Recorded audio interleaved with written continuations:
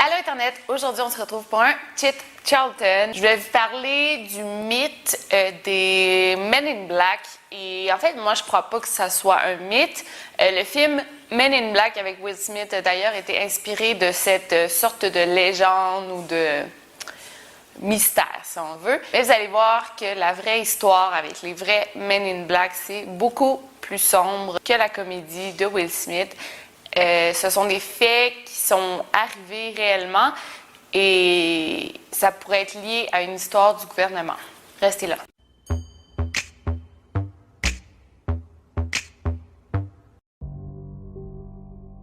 Donc, la théorie veut que les hommes en noir, les Men in Black, viennent te visiter si tu es témoin d'un ovni ou d'un tout ce qui a lien avec un extraterrestre. Si tu as vu au loin des lumières louches, si tu penses que c'était un ovni, si tu t'informes sur le sujet, ces hommes en noir-là pourraient te visiter.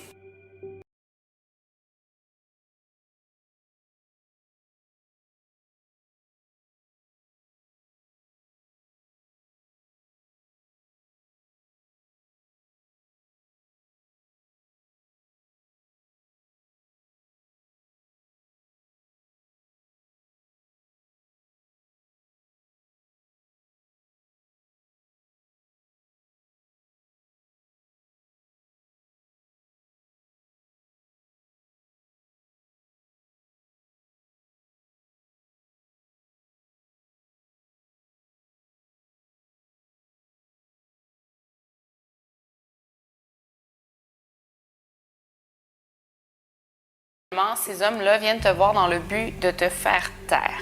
Ils vont te harceler, ils vont te menacer, ils vont te faire peur pour pas que tu parles si jamais, comme j'ai dit, tu es témoin d'un événement non expliqué en lien avec les aliens. Donc la théorie se divise en deux selon les témoignages. Il y en a qui croient que les Men in Black, c'est en fait des agents du gouvernement qui viendraient te voir justement pour te faire garder le silence.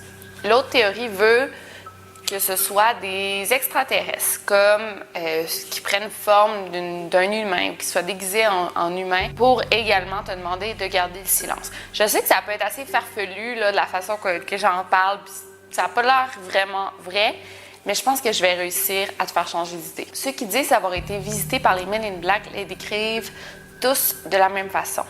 Ce sont deux hommes qui se ressemblent beaucoup, presque identiques.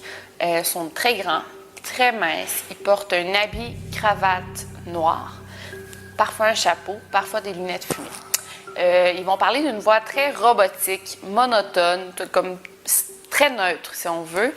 Ils n'ont aucun poil au visage, donc on ne leur remarque pas des sourcils ou des cils.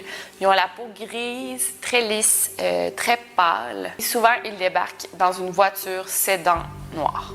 Et plusieurs pensent qu'ils ressemblent carrément à des extraterrestres. Et ceux qui disent les avoir rencontrés, ils se seraient fait dire par ces hommes-là de tout oublier ce qu'ils ont vu, sinon on allait les tuer.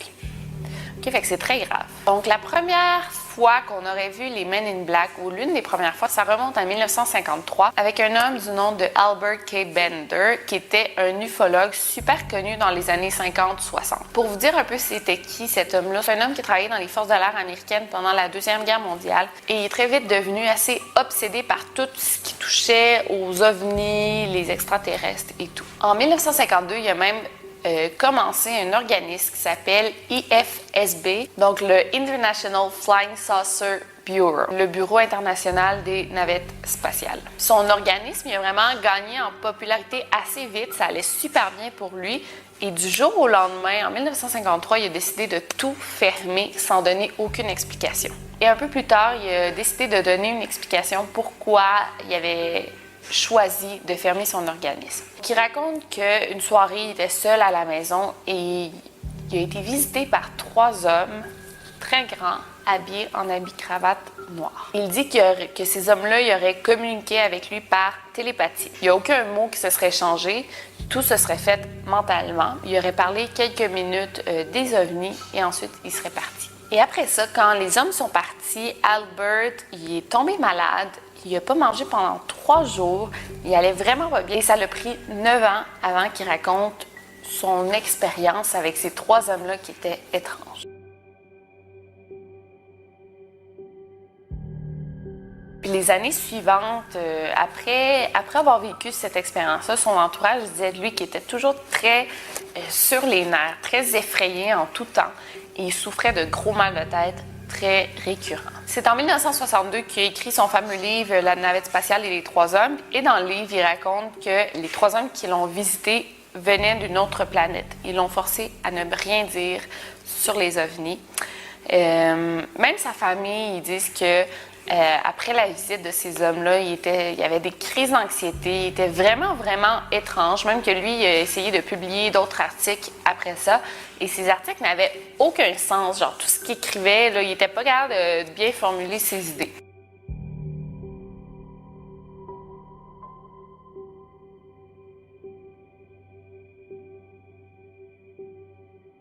Il paraît même que Albert recevait toujours des appels à sa maison et il n'y avait rien au bout du fil, fait qu'il raccrochait. Puis ça arrivait très, très souvent. Donc ça a été vraiment la première expérience avec des Men in Black. Donc tu te dis, ah, c'est peut-être un cas à part. J'ai lu sur Wikipédia, si ça vous intéresse, il y a plein d'histoires comme ça, d'autres histoires aussi connues. Mais moi, ce qui m'intéresse dans ces légendes-là, c'est vraiment tout ce qui s'est passé après les années genre 70. Je trouve ça comme plus proche de notre réalité, surtout si c'est arrivé dans les années 2000. J'ai trouvé quelque chose de super intéressant. L'histoire la plus folle que j'ai trouvée, ça s'est passé en 2009, près des chutes Niagara au Canada. On est à l'hôtel Sheraton à Niagara Falls et il y a deux employés qui sont témoins de quelque chose d'étrange. Ils voient dans le ciel comme trois lumières blanches en forme triangulaire et avec un gros point rouge qui clignote au milieu. Il faisait très noir. Ils ne savent pas s'il y a d'autres personnes qui l'ont vu, mais ces deux personnes-là l'ont bien vu. Une semaine plus tard, au même hôtel, le gérant, cette fois-ci, voit le même ovni, trois lumières blanches, une lumière rouge au milieu, et il l'aperçoit dans le stationnement de l'hôtel.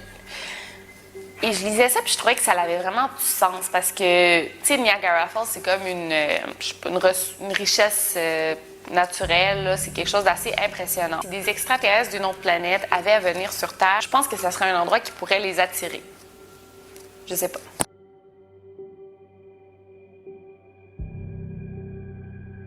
Sept mois après les apparitions, donc le 15 mai 2009, il y a deux hommes qui entrent dans l'hôtel Sheraton.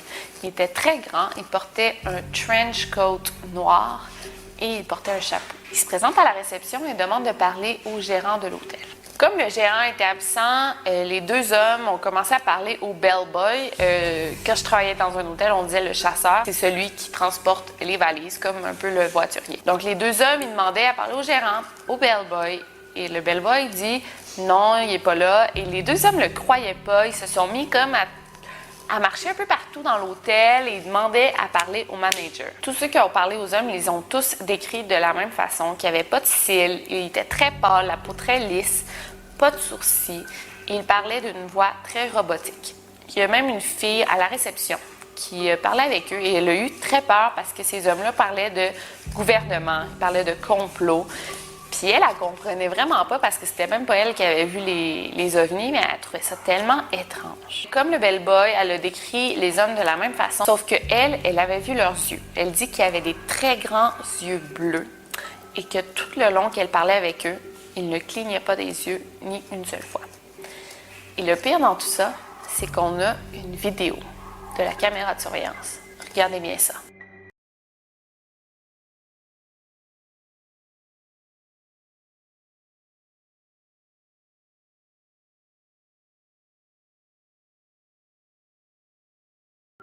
Ensuite, si vous ne me croyez pas, il y a un acteur très connu du nom de Dan Aykroyd. Bien, en le voyant, là, vous allez savoir c'est qui. En passant, il est canadien, puis sa mère est francophone du Canada, fait que trop cool. Il dit que lui aussi, il aurait été témoin des Men in Black. Et il est très convaincu de son histoire, il n'a pas honte de le dire. Lui, il dit « Oui, j'ai été visité par des hommes en noir ». Donc, ce fameux Dan travaillait sur une émission qui allait parler de paranormal. Et bon, il était sur la scène de tournage et à un moment, il il a reçu un appel et c'était Britney Spears qui l'appelait parce qu'il allait genre filmer une scène ensemble pour le Saturday Night Live ou quelque chose comme ça. Pour prendre l'appel, il est sorti à l'extérieur et au loin, il a vu une voiture noire, une Ford, stationnée dans la rue. Oh, Brittany, how you doing? Oh, sure, of course I will. I turned away like this. I turned back, and there was a black Ford across the road, a black Ford sedan. And I was trying to look at the plate, and the plate seemed kind of like fuzzy, and I was, definitely a police car. Il n'a pas rien pensé de bizarre, mais là, il y a un très grand homme habillé en noir qui est sorti de la voiture. Il l'a regardé comme drôlement. Ben, il n'a rien dit, en fait, parce qu'il dit, ben, c'est un homme habillé en noir, là, qu'est-ce que je te dis? And two guys were there, and a big, tall guy got out of the back seat, and he stood in the street on 42nd Street it was, and he looked right at me. Il se retourne juste pour continuer son appel, et en une seconde, il s'est retourné pour revoir la voiture, et l'homme et la voiture étaient complètement disparus. And that car did not go past me. It did not make a U-turn, because I would have seen 42nd Street. I would have seen that thing take a U-turn and go away. That car vanished. That car was a cloaked vehicle of some type. Après l'appel, Dan Aykroyd est retourné dans son studio et les producteurs de l'émission lui ont annoncé que l'émission était annulée et qu'il devait arrêter de filmer immédiatement, sans aucune information, sans aucun détail. Donc jusqu'à ce jour, Dan Aykroyd, il pense qu'il a été visité par les Men in Black parce que son histoire allait parler de paranormal, de démons, de fantômes, mais aussi d'ovnis. Donc évidemment, il y a plusieurs histoires sur le sujet, mais ça, c'est vraiment les histoires les plus intéressantes que je trouvais. Moi, ce que vous en pensez, est-ce que vous pensez que c'est des agents du gouvernement? Est-ce que vous pensez que c'est des extraterrestres déguisés en humains? Est-ce que vous y croyez? Peu importe c'est quoi, c'est du creepy stuff. Je faisais mes recherches, genre, est-ce que ça va m'arriver, genre, de voir des Men in Black? Seul le temps nous le dira. Donc, sinon, on se revoit dimanche prochain pour un Fridays. N'oubliez pas de me dire ce que vous pensez dans les commentaires. Et sinon, n'oubliez pas de garder l'œil ouvert. Over and out.